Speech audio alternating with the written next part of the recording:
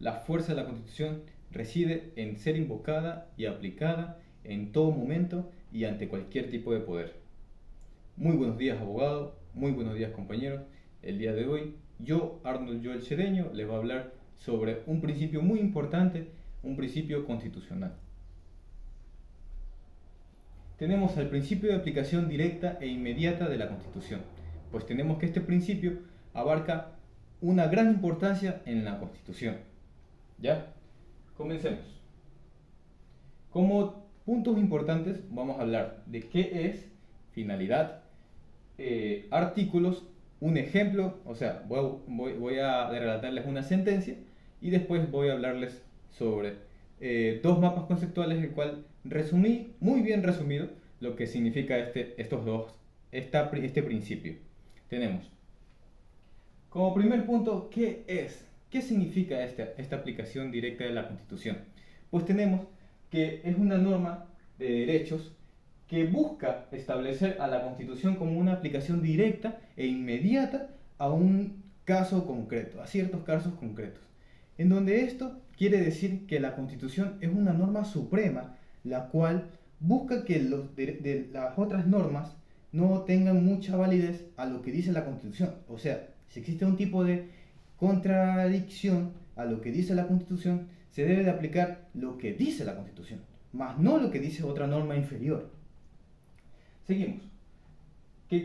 También tenemos que los jueces, autoridades públicas y ciudadanos podemos aplicar este principio sin ningún tipo de intervención, y que esto nos ayudará a que nosotros tengamos una defensa, una protección de nuestros derechos que pueden ser vulnerados. Como finalidad, tenemos que esta operatividad se busca su inmediata disposición, o sea, que no existan contratiempos al aplicarla, y que sea de manera directa y sin ningún tipo de inconveniente por ninguna ley secundaria, y que tampoco exista ese tema de trámites largos, muy pesados, el cual a un ciudadano normal no le gusta pasar por esos temas.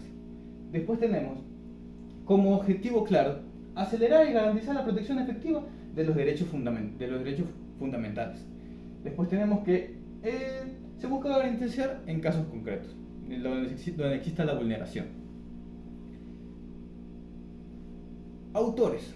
Primero voy a hablar del autor Luigi Ferrajoli, jurista italiano, en donde Luigi Ferrajoli nos habla de que la Constitución no es un simple documento, sino que es una norma la cual tiene supremacía, y que nosotros como juristas debemos de garantizar su efectividad en nuestra vida jurista.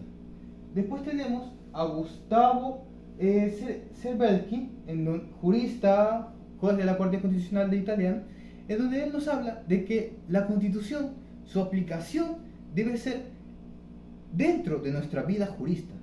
Nosotros como jueces, nosotros como abogados, su aplicación debe ser algo natural, una norma viva, una norma flexible, una norma en la cual nosotros debemos fundamentar nuestros argumentos en base a lo que dice la Constitución, ya que está creada para que nosotros defendamos nuestros derechos fundamentales.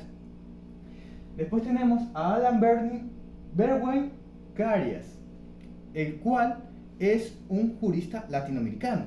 ¿Por qué lo puse? Más que nada porque él habla sobre que la justicia debe de aplicar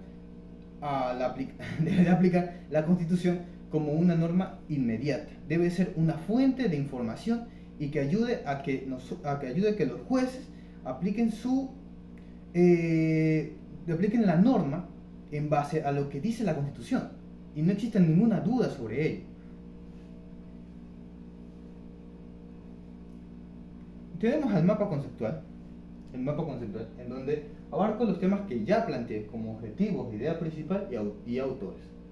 Me dirán, ¿por qué solo hay esos tres autores? Hay muchos más autores los cuales hablan sobre la aplicación directa de la Constitución, pero ¿por qué puse esos tres? Porque los tres nos hablan directamente sobre su aplicación. Libros como libros como El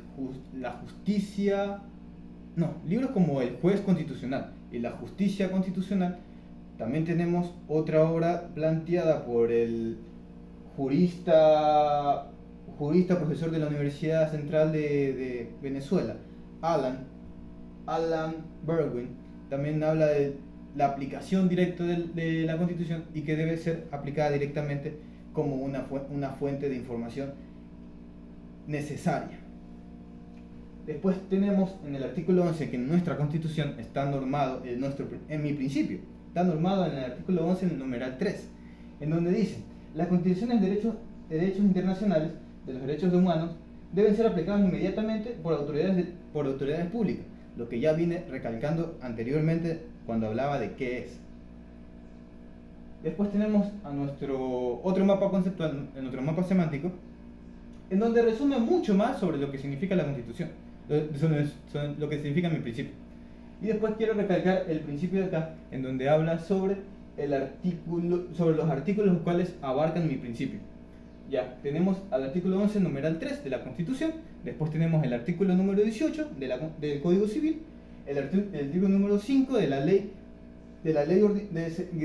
ley que garantiza el control judicial, y después tenemos al artículo 5 del Código Orgánico Fundamental Judicial, en donde estos 4 códigos no dicen directamente sobre la aplicación directa de los derechos, sino que nos comentan de que nosotros debemos de guiar lo que dice este código a lo que dice la Constitución. Ahora les voy a hablar sobre un caso el cual aplica mi principio de aplicación directa e inmediata de la Constitución. Tenemos un caso de unión de hecho entre una pareja homosexual. Como primer individuo tenemos a Roberto Herrera, el cual nos dice la sentencia que él realizó una acción de protección, ya que la Corte de Galápagos negó su solicitud de realizar una unión de hecho con su pareja, Eric Pillasawa, en donde un juez de primera instancia, aceptó, dijo que es verdad, sí se pueden unir en unión de hecho, ya que la Constitución en el artículo 68 nos dice que la unión entre personas está permitida, pero el Consejo de Gobierno de Galápagos y la Procuraduría General del Estado dijo que no. Entonces decidió aplicar una apelación a lo ya aceptado, en donde la apelación garantizaba de que los jueces no debieron de usar a la Constitución, el artículo 68, no debieron de usarlo, sino debieron normarse al Código Civil en el 222, en donde nos dice que la unión de hecho es entre hombre y mujer. Esto quiere decir de que ellos no se podían unir.